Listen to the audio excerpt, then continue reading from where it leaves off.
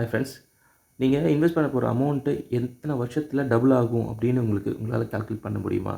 அப்படி கால்குலேட் பண்ண முடியலனா டெஃபினட்டாக இந்த ரூல்ஸ் 72 யூஸ் பண்ணி பாருங்கள்.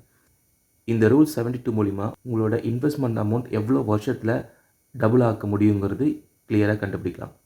வாங்க எப்படின்னு பார்ப்போம். உங்களுக்கு இயர் ஆன் இயர் 12% ரிட்டர்ன்ஸ் வருது அப்படின்னா இந்த 72 12ஆல் டிவைட் பண்ணிங்கன்னா உங்களுக்கு கிடைக்க போகிற வேல்யூ வந்து 6. அதாவது நீங்கள் இன்வெஸ்ட் பண்ண அமௌண்ட் 6 இயர்ஸில் டபுள் ஆகும். இதுதான் இதோட சிம்பிள் கால்குலேஷன். இன்கேஸ் நீங்கள் இன்வெஸ்ட் பண்ண அமௌண்ட்டுக்கு ரிட்டர்ன்ஸ் வந்து 6 தான் கிடைக்குது அப்படின்னா இந்த அமௌண்ட் டபுள் ஆகிறதுக்கு ஆல்மோஸ்ட் 12 இயர்ஸ் எடுத்துக்கும். உங்களோட அமௌண்ட் எவ்வளோ வேணாலும் இன்வெஸ்ட் பண்ணிக்கலாம். அதை எத்தனை வருஷத்தில் டபுள் ஆக்க முடியும்னு ஒரு ஐடியா இருந்துச்சு அப்படின்னா நீங்கள் இன்வெஸ்ட் பண்ணுறது ஷார்ட் டேர்ம்க்கா லாங் டேர்ம்க்கான்னு ஒரு கிளாரிட்டி கிடைக்கும். ஏன்னா இப்போ ரீசெண்ட் டைம்ஸில் பார்த்திங்க அப்படின்னா மார்க்கெட் பயங்கர டவுனில் இருக்குது. லாஸ்ட் 1 இயரில் எந்த ஒரு ரிட்டர்ன்ஸும் பெருசாக வரல.